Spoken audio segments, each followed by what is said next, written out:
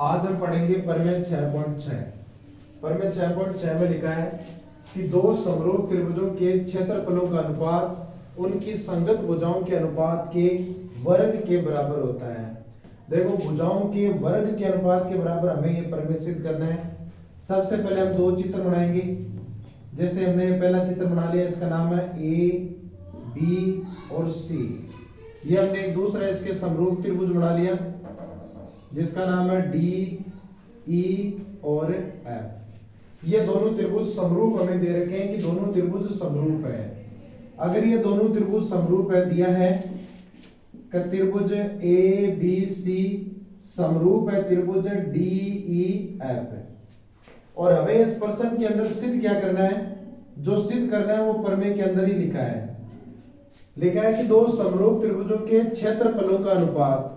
जैसे पहला त्रिभुज हमने लिया एबीसी, तो क्षेत्रफल के लिए मैं एरिया लिख रहा हूं, एरिया ए बी सी बट्टा दूसरा त्रिभुज है डी ई एफ, तो एरिया डी ई एफ है।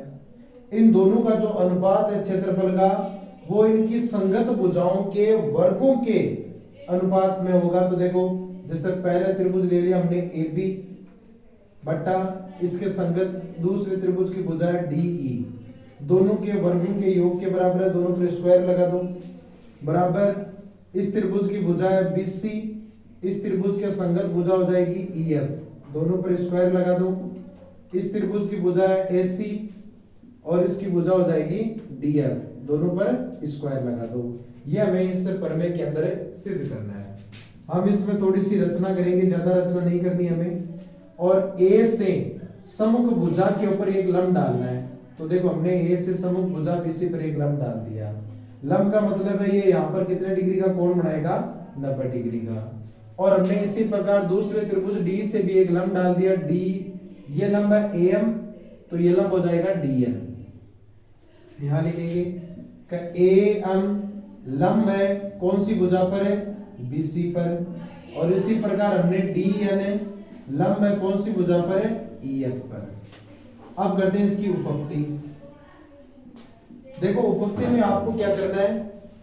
जो त्रिभुज बना है ए बी एम, इस त्रिभुज को, और डी ई एन इस त्रिभुज को, दोनों को समरूप सिद्ध कर दो। समरूप सिद्ध करते हैं तो हम लिखेंगे त्रिभुज है ए बी एम और दूसरा त्रिभुज है डी ई एन। देखो, समरूप सिद्ध करने की तीन प्रॉपर्टीज है। पहली है साइड साइड साइड, यानी संगत भुजाओं का अनुपात समान होना चाहिए। साइड एंगल साइड, दो भुजाओं का अनुपात और एक कोण बराबर होना चाहिए, या दो एंगल बराबर होने चाहिए, या तीनों एंगल बराबर होने चाहिए। तो हमें इस त्रिभुज के अंदर कोण m कितने डिग्री का नजर आ रहा है? 90 का। और इस त्रिभुज में कोण n भी कितने डिग्री का है? 90 का। नंबर 2, इस त्रिभुज का कोण b और इसका कोण e बराबर है। क्यों बराबर है? क्योंकि आपको दिया है कि ए बी सी समरूप है डी ई एफ है, और समरूप त्रिभुजों के संगत कोण समान होते हैं। तो हम लिखेंगे कोण B बराबर है कोण E। कारण लिखेंगे क्योंकि समरूप त्रिभुजों के संगत कोण समान होते हैं। संगत कोण समान होते हैं। और दूसरा, आपको पता है कि रचना में आपने इस पे लंब डाला है, तो कोण M है वो बराबर होगा कोण N के। ये क्यों बराबर है? क्योंकि दोनों समकोण है। अगर दो कोण बराबर है तो एंगल एंगल समरूपता प्रमेय से त्रिभुज ए बी एम समरूप हो जाएगा त्रिभुज डी ई और एन के साथ। अब लिखेंगे बाय सिपिसिटी।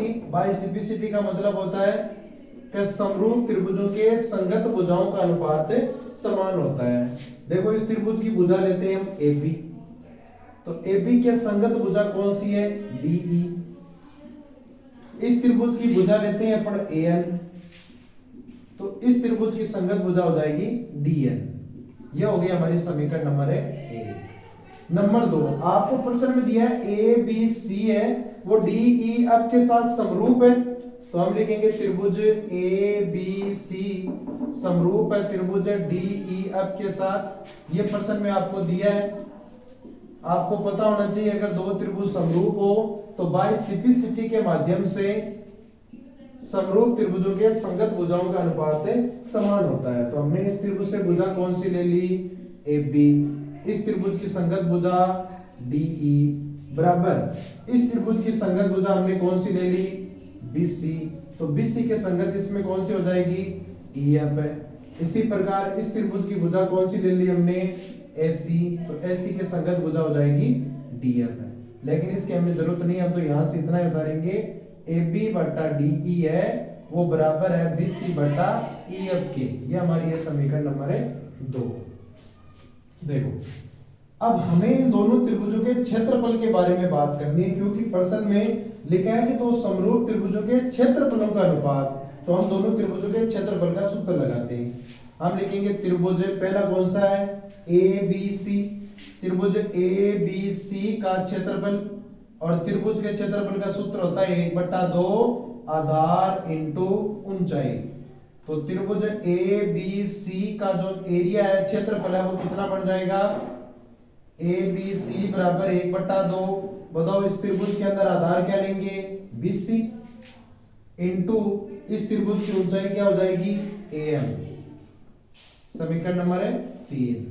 दूसरा त्रिभुज हमारे पास कौन सा है, DEF। त्रिभुज DEF, बताओ DEF का एरिया का सूत्र क्या हो जाएगा, 1/2। अब इसमें आधार हो जाएगा EF और ऊंचाई हो जाएगी इसके अंदर DN। ये हमारी समीकरण नंबर 4। हमें देखो दोनों त्रिभुजों के क्षेत्रफल में बट्टा में लिखना है, यानी अनुपात लिखना है। तो हम क्या करेंगे, यहां से समीकरण 3 में 4 का भाग लगा देंगे। भाग देने पर LHS का भाग LHS में एरिया एरिया ABC बट्टा दूसरे का LHS क्या है, एरिया DEF बराबर पहले का RHS क्या है, 1/2 into BC into AM upon 1/2 into EF into DN। देखो इसमें क्या क्या हमारे पास आ चुका है,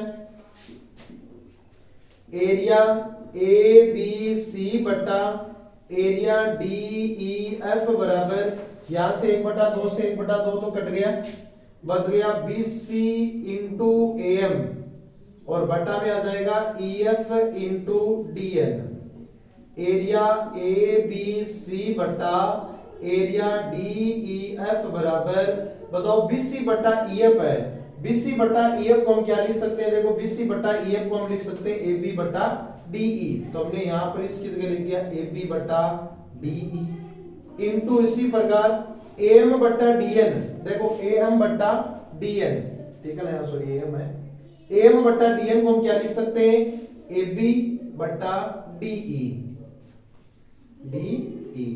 तो यह हो जाएगा हमारे पास एरिया ABC बटा एरिया DEF बराबर, AB को AB से गुणा किया AB स्क्वायर और DE को DE से गुणा किया DE स्क्वायर। देखो ये तो हमें सिद्ध करना है, एरिया ABC बटा एरिया DEF बराबर AB स्क्वायर बटा DE स्क्वायर।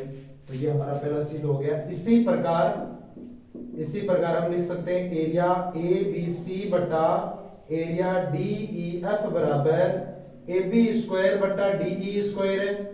इसी प्रकार अगर यहां पर अपन दूसरा अनुपात ले सकते हैं, ये हो जाएगा BC स्क्वायर बटा EF स्क्वायर बराबर AC स्क्वायर बटा DF स्क्वायर, जो हमें सिद्ध करना है। तो इति सिद्धम। इसी के साथ हमारे ये प्रमेय सिद्ध होता है। इस प्रकार नेक्स्ट प्रमेय के साथ अगली क्लास में हम फिर मिलेंगे।